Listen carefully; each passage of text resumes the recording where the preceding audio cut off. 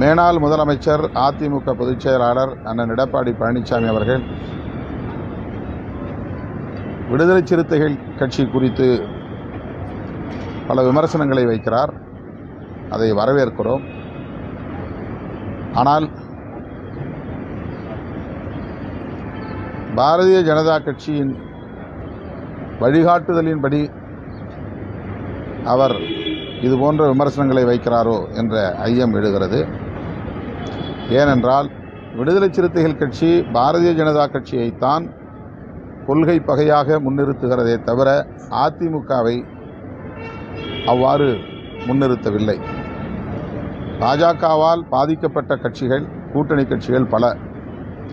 பீகாரிலே ராம்விலாஸ் பாஸ்வான் தலைமையிலான கட்சி இரண்டாக உடைந்ததற்கு பாஜக தான் காரணம். மகாராஷ்டிராவிலே சிவசேனை இரண்டாக உடைந்ததற்கு பாஜக தான் காரணம். இப்படி பல உதாரணங்களை, சான்றுகளை காட்ட முடியும். கூட்டணி கட்சிகளை பலவீனப்படுத்தி அவர்கள் முதுகிலே சவாரி செய்து அந்தந்த மாநிலங்களில் காலூன்றி வருகிறது பாஜக.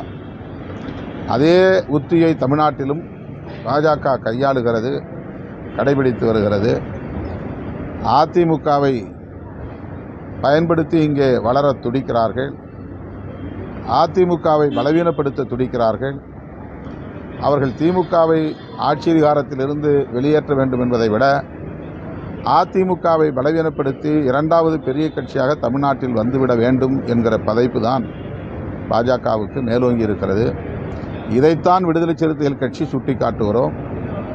அதிமுகவின் மீது ஒரு தோழமை உணர்வு இருக்கிறது. அது பாழ்பட்டு விடக்கூடாது, சிதைந்து விடக்கூடாது என்கிற பொறுப்புணர்வோடு தான் இதை சுட்டிக்காட்டுகிறோமே தவிர அதிமுக மீதோ அல்லது எடப்பாடி பழனிசாமி அவர்கள் மீதோ எங்களுக்கு எந்த காழ்ப்பும் இல்லை.